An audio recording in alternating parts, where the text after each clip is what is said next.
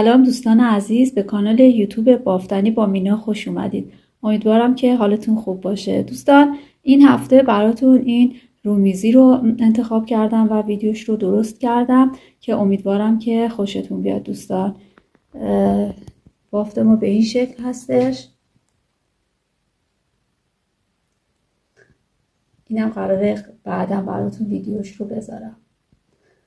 اگر آماده هستید بافتش رو با هم شروع میکنیم. برای بافت این رومیزی من از این کلاف استفاده کردم. مکرمه که 100 گرمش 140 متر هستش. دوستان این کلاف ها ببینید به این شکل هستش و الیاف مصنوعی هست، پلاستیکی هستش و وقتی که بافتتون تموم شد اون رو اتو نکنید چون که میسوزه و جمع میشه. ولی اگر بخواید که بافتتون یکم باز بشه میتونید یکم بخار بدید اون رو. و از این کلافی که 100 گرمش 140 متر هستش من 5 تا کلاف استفاده کردم دوستان و مارکای دیگه هم در بازار هست و این کلاف ها ضخامت های متفاوتی دارن. هم نازکش در بازار هست هم ضخیمش هست که البته شما با اندازه گیری که بکنید میتونید از هر دو نوع این استفاده بکنید. اما بعضی از کلاف ها هم هستن که اونها رو میتونید اتو بکنید. اونها از جنس کتان هستن، اونها رو میتونید اتو بکنید. به هر حال نخهایی در بازار هست که اگر بپرسید که برای رانر یا همون رومیزی ها میخواید استفاده بکنید بهتون معرفی میکنم دوستان. و قلابم هم برای این نخی که استفاده کردم قلابم 3.5 هستش، قلاب 3.5. ولی اگر شما از کلاف های ضخیم ترش استفاده میکنید میتونید با قلاب شماره 4 ببافید. برای بافت این رومیزی ابتدا باید شما اندازه گیری بکنید. به دو روش میتونید اندازه بگیرید. ببینید دوستان این رومیزی از این قسمت هستش، یعنی شما به این صورت باید اندازه گیری بکنید و زنجیره بزنید. به خاطر همین اگر مثلا کم یا زیاد باشه زنجیره هاتون دیگه کاری نمیتونید انجام بدید چون که دیگه نمیتونیم قدش رو بلند بکنیم. ولی پهنای کار رو شما هر چقدر که دوست داشته باشید میتونید ببافید. به خاطر همین تو زدن زنجیره ها باید دقت کنید تو اندازه گیریتون. یکی اینکه میتونید زنجیره بزنید به اندازه اون میزی که میخواید این رومیزی رو روش بندازید زنجیره بزنید، یا اینکه میتونید 3 تا از اینها رو ببافید به صورت مثلا انقدر، یه دونه رو به صورت کامل اینطوری زنجیره بزنید انقدر، بعد یه دونش رو کامل ببافید و اون رو روی میزتون بذارید و ببینید که چند تا از اینها رو باید برای درازای میز استفاده بکنید. الان مثلا اینی که من بافتم 12 تا از ایناست. ببینید 1 2 3 4 5 به همین ترتیب 12 تا هستش. بعد برای اینکه بدونید چند تا باید زنجیره بزنید مضربی از عدد 20 هست. هر کدوم از اینها 20 تا دونه هستش دوستان. مضربی از عدد 20 هست و در انتها هم باید 6 تا دونه اضافه بکنید. فکر کنید که میخواید برای این 3 تا ببافید، 3 تا دونه از اینها رو داشته باشید. 3 رو ضرب در 20 بکنید میشه 60. 6 تا هم اضافه کنید، 66 تا دونه باید سر بندازید. مثلا الان برای من 12 تا دونه از اینها هستش. 12 رو ضرب در 20 کردم شد 240 و 6 تا دونه هم در انتها اضافه کردم و 246 تا زنجیره زدم که از این 246 تا دوستان 245 تاش برای بافتمون هست. اون یه دونه اول هستش چون که سفت میکنیم نمیتونیم توش رو ببافیم، یک دونه اضافه تر سر انداختیم. الان من میخوام این رو براتون توضیح بدم، تو 3 تا از اینا توضیح میدم، اما شما طبق اون اندازه گیری که براتون الان توضیح دادم اندازه گیری بکنید، زنجیره رو بزنید طبق اون تناسب، تعداد زنجیره ها رو به دست بیارید. الان ببینید من برای این 3 تا 20 تا میشه 60 تا، 60 تا 6 تا اضافه میکنم، 66 تا دونه سر میندازم. من الان 66 تا زنجیره زدم به این صورت و این دونه اول رو سفتش کردم، این رو حساب نمی کنیم، یعنی بافت ما روی 65 تا زنجیره هستش. بعد ببینید الان به این صورت هست دیگه زنجیره هامون. اینو در بیارید، نخ رو بندازید زیر به این صورت، بعد این رو بگیرید، ببینید به این صورت. بعد این زنجیره هامون به این شکل هستش، به این سمت بیارید، به این سمت بیارید. این دونه هایی رو که اینجا برجسته شده، رج اول فقط به این شکل هست دوستان. ببینید این دونه های برجسته ای که اینجا میبینید، اینا رو که دارم نشون میدم، اینو یکم سفتش بکنید و از این اولین برجستگی که میبینید این قسمت، این قسمت رو بگیرید و پای کوتاه بزنید.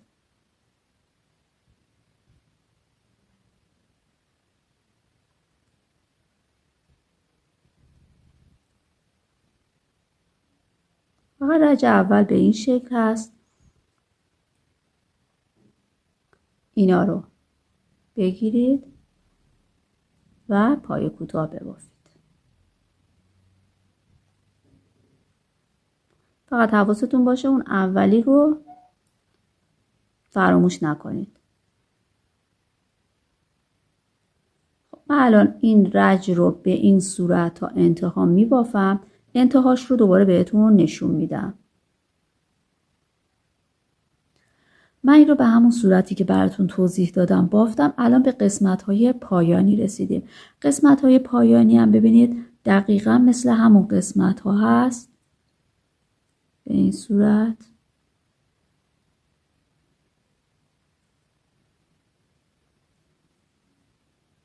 این دونه‌های برجسته رو میگیرید و پای کوتاه میزنید و آخرین دونه برجسته ما این هستش، ببینید به این صورت.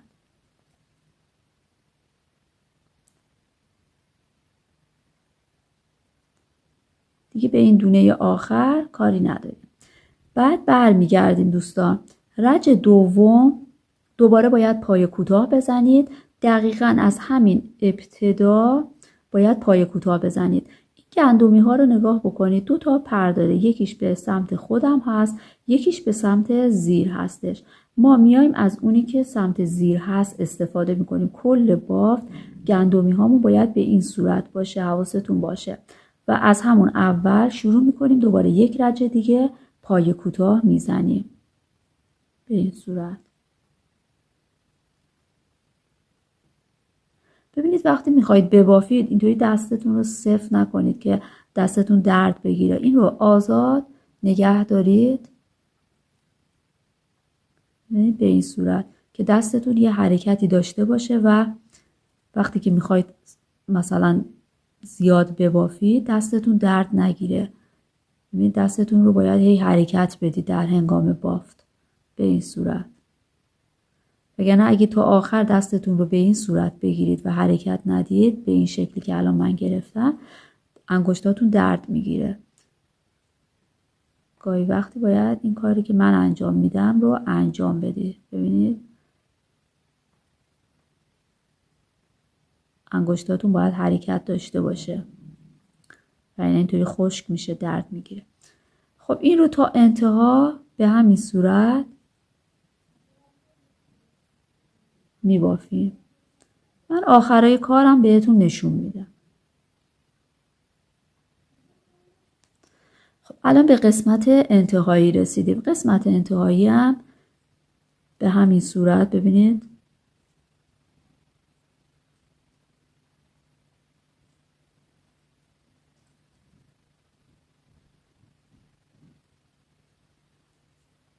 و میبافیم. رج سوم.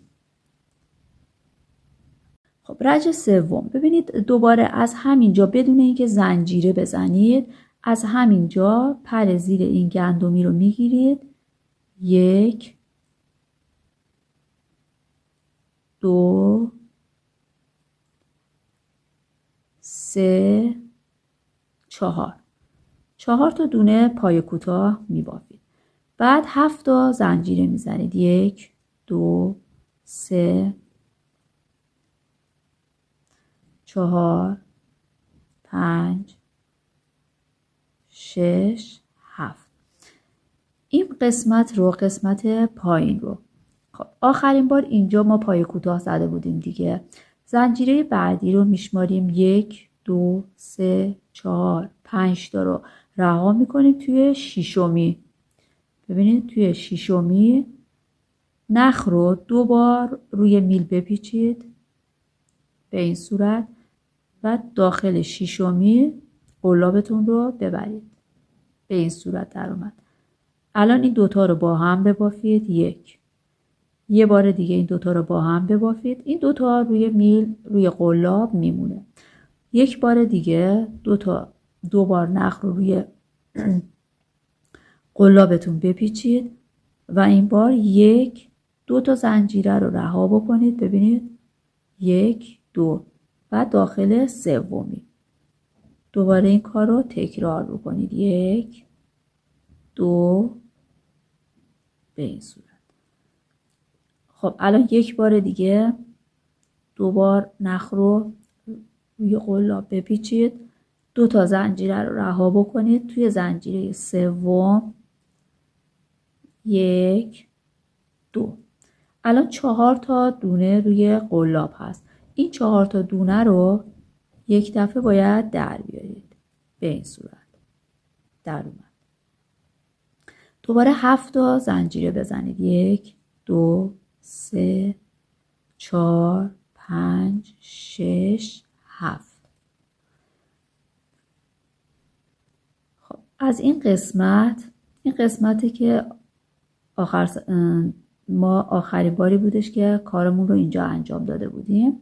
دونه ای که هنوز استفاده نکردیم رو بشمارید. 1 2 3 4 5 تا رو رها بکنید. دوباره توی شیشمی این بار 3 تا پای کوتاه بزنید. 1 دوباره توی دومی 2 و اینم 3 تا پای کوتاه و این به ترتیب باید انجام بدید. این رو و این رو. دوباره الان 7 تا زنجیره میزنیم. 2 تا 3 تا 4 تا 5 6 7. باید این کار رو دوباره اینجا انجام بدیم. خب 1 2 3 4 5 توی شیشمی نخ رو 2 بار روی قلاب میپیچم. توی شیشمی 1 2 بار این رو میبرم. دوباره این رو کار رو تکرار میکنم. 1 2 تا زنجیره رو رها میکنم توی سومی. دوباره 2 بار این رو به این صورت میبافم. یک بار دیگه انجام میدم. 1 2 توی سومی. 1 2 و این 4 تا رو با هم در میارم. ببینید به این شکل. حالا باید این رو تکرار بکنیم. حالا شما هر چقدر که سر انداختید اینا تا آخر رشت تکرار میشه. 1 2 3 4 5 6 و 7. 7 تا زنجیره میزنیم. دوباره اینجا میشماریم. 1 2 3 4 5 تا رها میکنیم توی شیشمی. اینجا 3 تا پای کوتاه باید بزنید. 1 2 3. دوباره 7 تا زنجیره. 1 2 3 4 5 6 7. 1 2 3 4 5 توی شیشمی.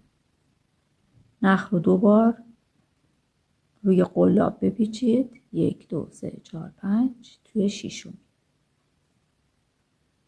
1 2 دوباره 2 بار بپیچید. 1 2 توی سومین زنجیره. 1 2 دوباره 2 بار بپیچید. 1 2 توی سومین. 1 2 4 تا رو با هم در میارید. 7 تا زنجیره میزنم. 2 تا، 3 تا، 4، 5، 6، 7. 1 2 3 4 5 توی ششمی. 1 2. ببینید انتهای کار رو، ابتدا و انتهای کارمون 4 تا پای کوتاه هستش، ولی این وسط ها 3 تا هستش. اینو باید دقت کنید. خب الان یکیشو زدیم، 2 تاشو زدیم، میایم اینجا 3. ببینید چهارمی رو، این قسمت رو ببینید، چهارمی رو اینو بگیرید، به این صورت پای کوتاه بزنید. پس ابتدا و انتهای کار 4 تا پای کوتاه هستش. خب رج بعد این رو برمیگردونید، ببینید نخ این سمت زیر. این 4 تا پای کوتاهی که اینجا هست دوباره باید 4 تا پای کوتاه ببافید بدون اینکه دوباره زنجیره بزنید. از همین قسمت شروع میکنید بافت پای کوتاهتون رو. 1 2 3 4. خب این 4 تا رو بافتیم. ببینید قسمت پایین 7 تا زنجیره بود، الان 5 تا زنجیره باید بزنید توی این رج. 1 2 3 4 5. الان من از توی بافتون نشون میدم. ببینید دوستان، الان ما این قسمت رو بافتیم، این قسمت رو بافتیم، این قسمت هستیم.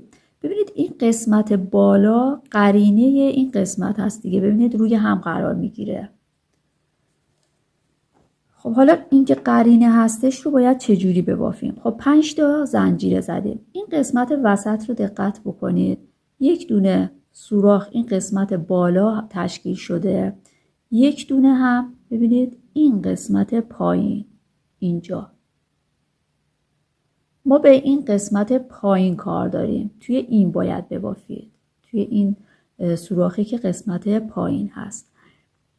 2 بار نخ رو روی قلاب میپیچم و توی این قسمت ببینید قسمت پایین به این صورت نخ رو در میارم. خب این رو میبافم. 1 2. این دفعه ببینید چون قرینه هست این کلا بافته میشه. این قسمت ها مگه 2 تا زنجیره ما رها نکرده بودیم؟ یه دونه اینجا، یکی هم اینجا دیگه. 2 تا زنجیره یعنی اینجا، 2 تا زنجیره اینجا. حالا چون قرینه هستش ما اینجا باید 2 تا زنجیره بزنیم. 1 2 که دقیقا روی هم قرار بگیره. خب 2 تا زنجیره میزنم، دوباره نخ رو 2 بار روی قلاب میپیچم و وارد همون سوراخی میکنم که اولی رو انجام داده بودم و بعد این رو میبافم. 1 مرتبه، 2 مرتبه و تموم. دوباره 2 تا زنجیره میزنم. 1 2. به خاطر اینکه اینجا هم 2 تا زنجیره زده بودیم، 2 تا زنجیره رو رها کرده بودیم، ولی چون الان قرینه هست باید زنجیره رو ببافیم. 2 بار نخ رو روی قلاب میپیچم، دوباره تو همین قسمت ببینید، تو همین قسمت نخم رو در میارم و میبافم. 1 2 3. نگاه کنید الان به این شکل در میاد، یعنی دقیقاً قرینه هم هستن به این صورت. حواستون باشه توی این قسمت این زنجیره ها 5 تایی هستش. 1 2 3 4 5 تا زنجیره میزنم. این قسمت رو ببینید پای کوتاه هست، دوباره باید پای کوتاه ببافیم. این قسمت رو به این صورت در میارم و پای کوتاه هم رو میزنم. 1 2 3. خب 3 تا پای کوتاه رو دقیقا روی همون 3 تای قبلی بافتم و الان توی این رج این قسمت و این قسمت تکرار میشه دوباره. 5 تا زنجیره میزنم. 1 2 3 4 5. میام توی این قسمت. نخ رو 2 بار روی قلاب میپیچم. گفتیم که ببینید نشونتون دادم توی این سوراخ پایینی.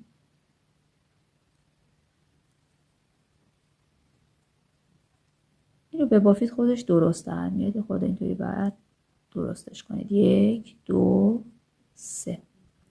2 تا زنجیره میزنم. 1 2. نخ رو 2 بار روی قلاب میپیچم. 1 بار دیگه این کار رو تکرار میکنم. دوباره 2 تا زنجیره و 1 بار دیگه این کار رو تکرار میکنم چون که باید 3 تا باشه. 1 2 3. این قسمت هم تموم شد. دوباره 5 تا زنجیره. 1 2 3 4 5. رسیدیم به 3 تا پای کوتاه. این رو به این سمت برمیگردونم. 1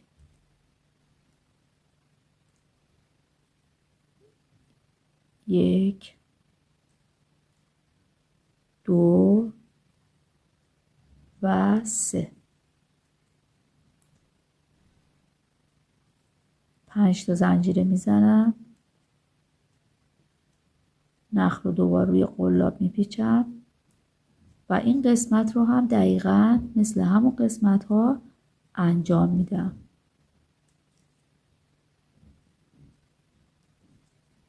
دو تا زنجیره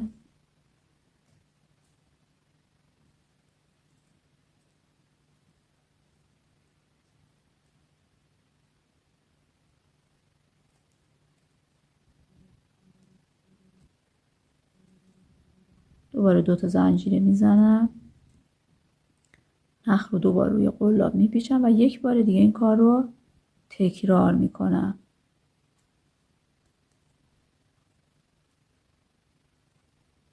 ست. به این صورت 5 تا زنجیره میزنم. 1 2 3 4 5 و این قسمت آخر باید 4 تا دقیقا روی اون 4 تا پای کوتاه قبل پای کوتاه بزنیم. این 1 2 تا، ببینید 3 تا و 4می رو، این برجستگی رو میبینید، این قسمتش رو بگیرید و پای کوتاه بزنید. به این صورت در میاد. این رشت هم تموم شد.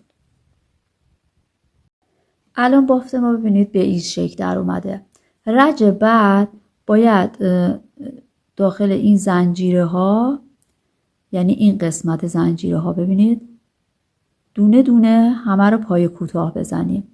حواستون باشه که نباید زنجیره رو جا بذارید. از همین قسمت ابتدا ببینید 1، نیازی به شمارش نیست، به ترتیب باید زنجیره بزنید تا انتها. حالا ببینید این 4 تا باید دقیقا روی هم قرار بگیره. بعضی از زنجیره هایی که اینجا زدیم، این ابتدای زنجیره هامون، ببینید به این شکل هست. حواستون باشه اینها رو فراموش نکنید. این رو هم زنجیره ها رو بزنید. اگر یک دونه از زنجیره ها رو فراموش بکنید بافتتون اشتباه در میاد. بافت ساده ای هستش، فقط باید دقت بکنید دوستان. ببینید دونه دونه تک تک اینها از اون سمتش میگیرید و پای کوتاه میزنید تا انتها.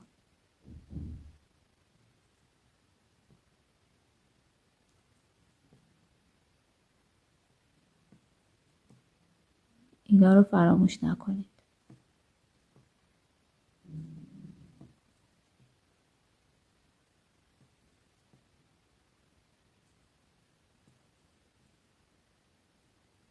من این رو تا انتها به این شکل پای کوتاهام رو میزنم. الان به قسمت انتهایی رسیدیم. قسمت انتهایی هم پای کوتاهاتون رو به این صورت بزنید. 2 تا 3 تا و پای کوتاه آخر رو این قسمت رو بگیرید و ببافید. رج بعد ببینید قسمت پایین 2 رج ما پای کوتاه داشتیم. این قسمت هم باید 2 رج داشته باشیم. این قسمت هم دقیقاً مثل همون قسمت ببینید از همون ابتدای کار پای کوتاه باید بزنید. حواستون باشه این قسمت رو دوبار نزنید. یک بار که بافتید بعد دوباره بعدی رو بزنید. اشتباه نباید بکنید.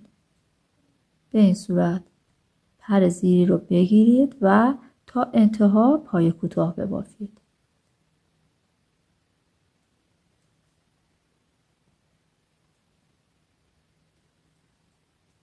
خب من این رو تا انتها پای کوتاه رو میبافم. قسمت انتهایی هم به همون صورتهای قبل ببینید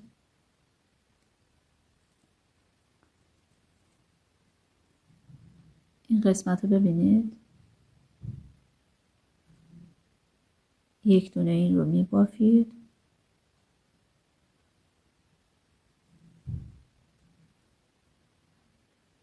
و دونه آخر رو این قسمت رو میگیرید و میبافید.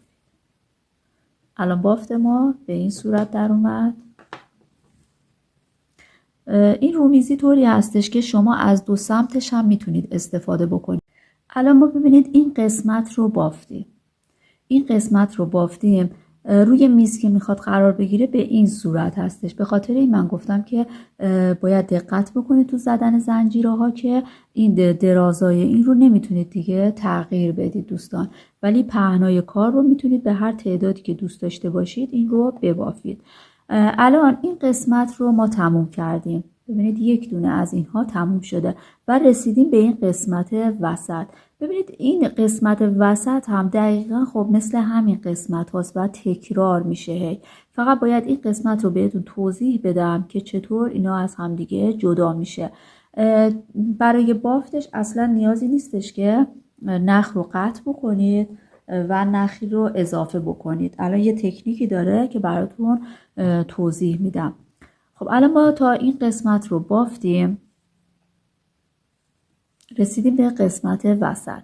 به این قسمت که رسیدید اولین زنجیره‌ای که اینجا میبینید این رو کاری نداشته باشید. قلابتون رو وارد این دومیه بکنید و به این صورت بست بزنید. این 1 2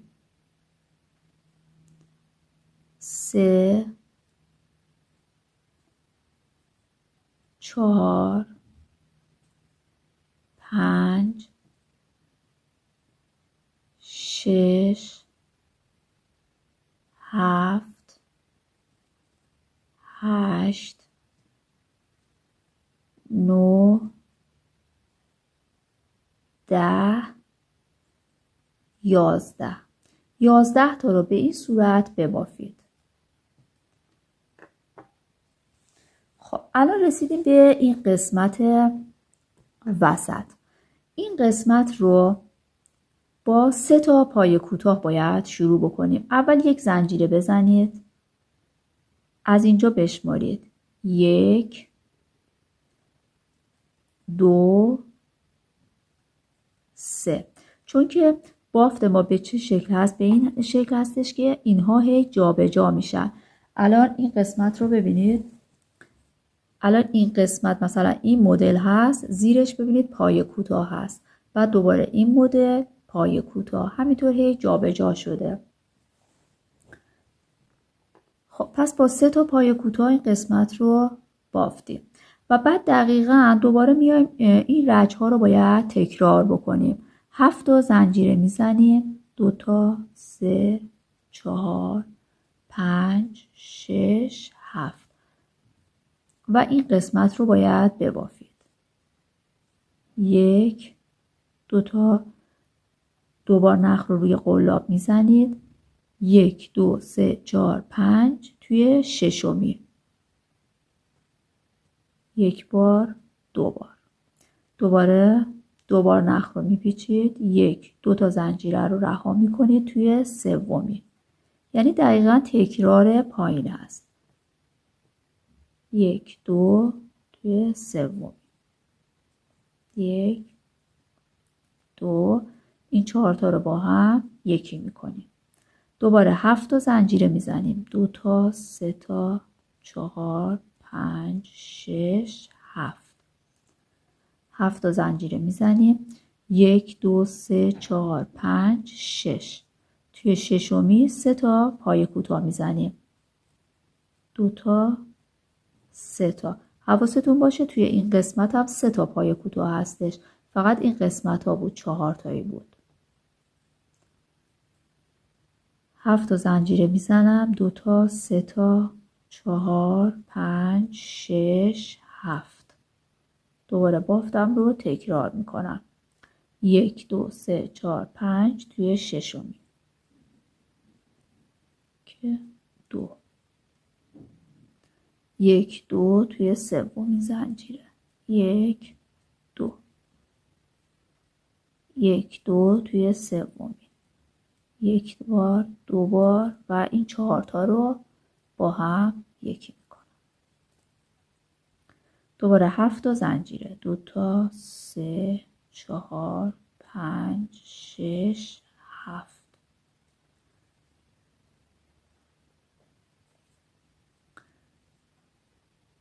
1 2 3 4 5 توی ششمی 3 تا پای کوتاه باید بزنید. 1 2 و 3. ببینید درست که ببافید این دقیقاً به این شکل این وسط میفته. دوباره 7 تا زنجیره. 1 2 3 4 5 6 7 نخ رو دوبار میپیچم. خب اینجا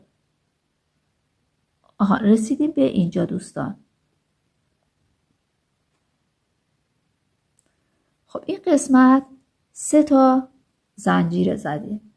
این قسمت رو ببینید دیگه نبافته بودیم. با بست خودمون رو رسونده بودیم به اینجا و 3 تا پای کوتاه زده بودیم. خب این قسمت هم دقیقاً باید مثل همین قسمت آزاد باشه. پس وقتی که 3 تا بافت پای کوتاه زدید باید برگردید. ببینید کاری به این نداشته باشید و برگردید. برمیگردیم و این قسمت بالای کار رو به این صورت باید ادامه بدیم. خب اینجا الان 3 تا پای کوتاه روی پای کوتاه‌های قبلی باید بزنید. 1 2 3 به این صورت. خب توی این قسمت ها گفتیم 5 تایی بود زنجیره ها. 1 2 3 4 5 تا زنجیره میزنم و این قسمت رو باید ببافم که قرینه هستش. نخ رو دوبار میپیچم. گفتیم به چه شکل بود؟ توی این سوراخ زیرش باید ببافیم. 1 2 3 2 تا زنجیره میزدیم و باید 3 تا از اینا داشته باشیم. یکیشو بافتیم. 2 تای دیگه بود. 1 2 3 2 تا زنجیره میزنم. یک بار دیگه این رو میبارم.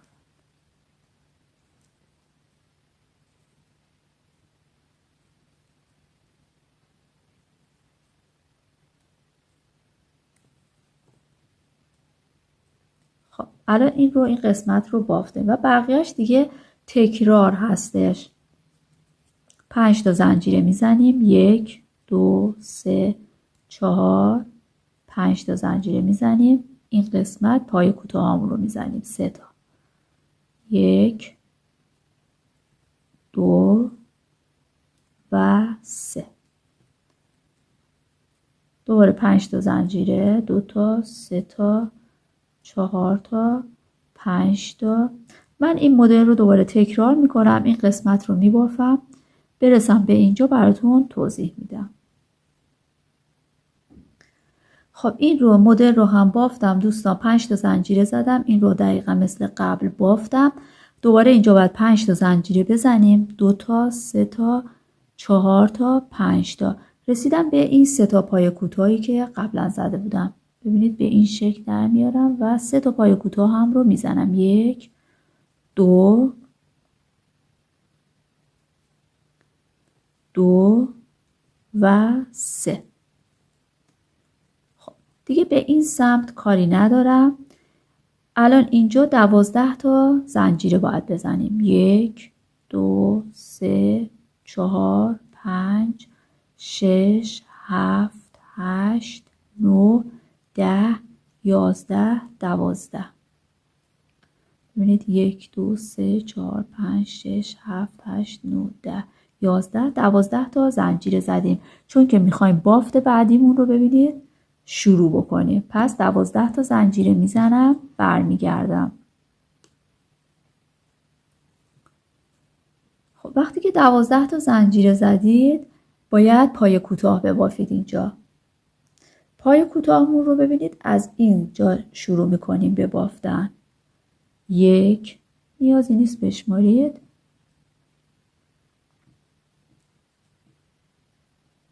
کلا تو هر یه دونه از این زنجیره ها ببینید این رو من به این شکل قرار دادم، چون که باید از پر زیری بگیریم ببافیم دیگه.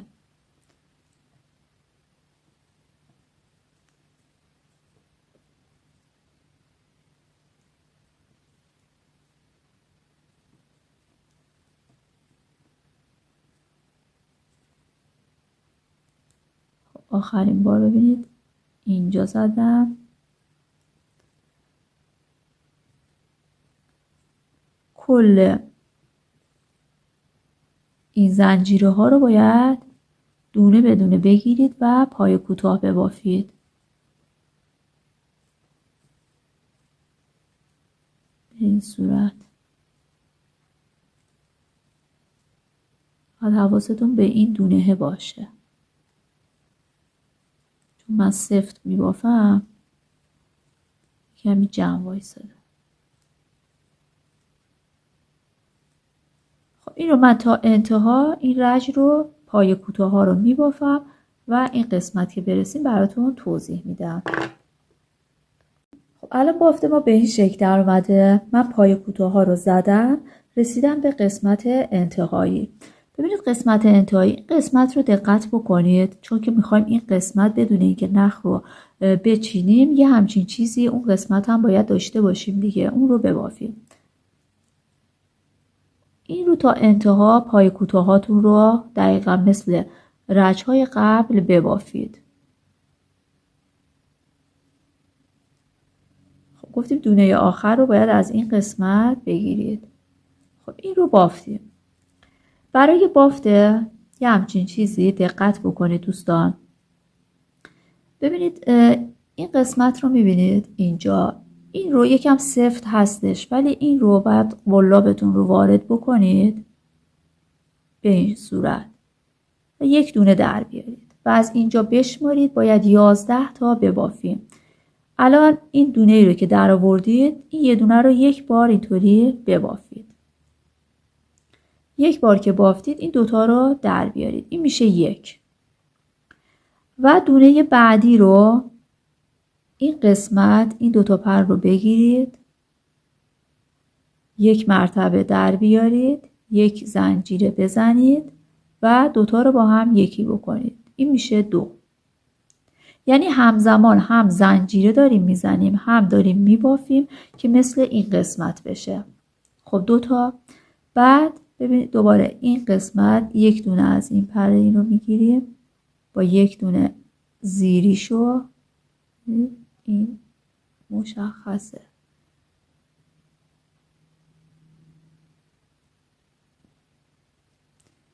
یک دونه در میارم، یک دونه زنجیره میزنم، این 3 تا. یک مرتبه دیگه اینو در میارم، یک زنجیره میزنم، 4 تا. باید 11 تا بشه.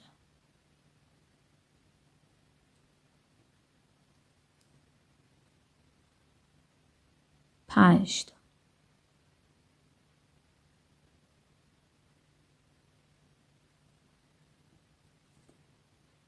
6 تا.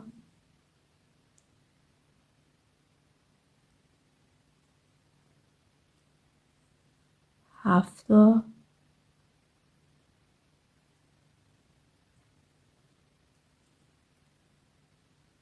8 تا.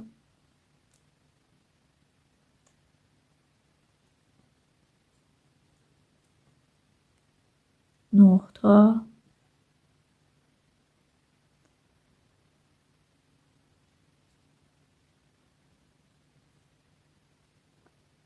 10 تا.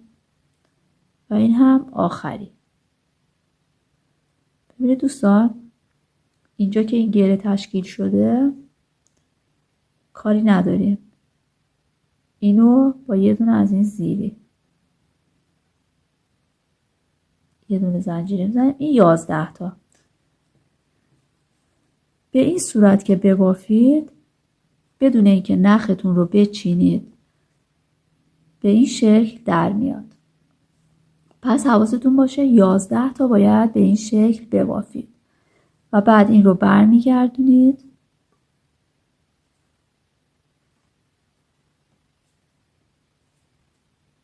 و از همون ابتدای کار پای کوتاه میزنید، چون که باید 2 رج پای کوتاه اینجا داشته باشیم دیگه.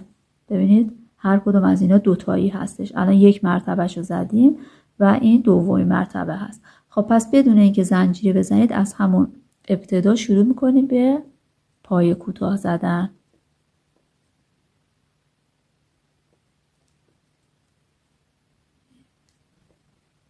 کلش رو به این صورت پای کوتاه میزنید.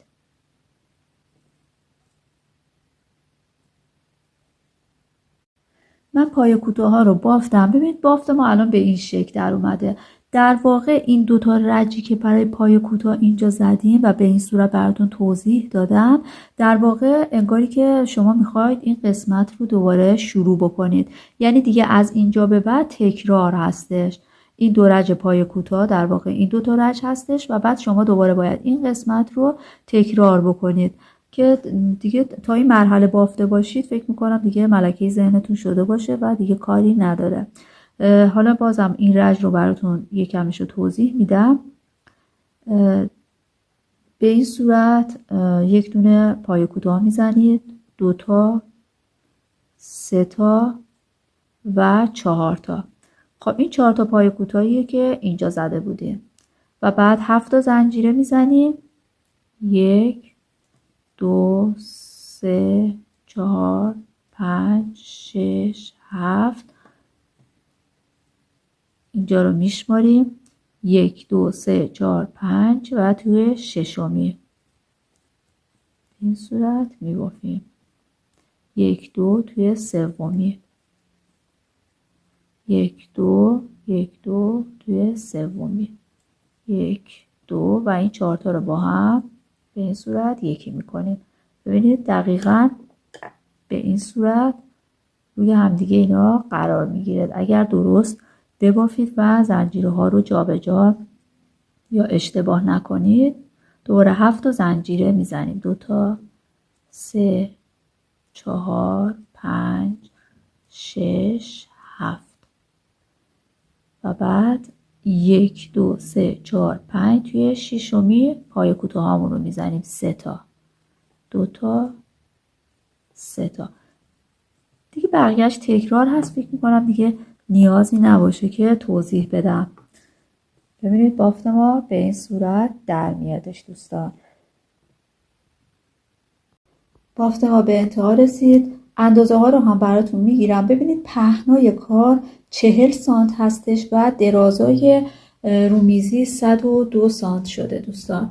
حالا بستگی به دست شما هم داره که کسایی که شلتر میبافن این یکم بزرگتر در میاد. امیدوارم که از بافتش خوشتون بیاد و شما هم ببافید و لذت ببرید دوستان. خدا نگهدار.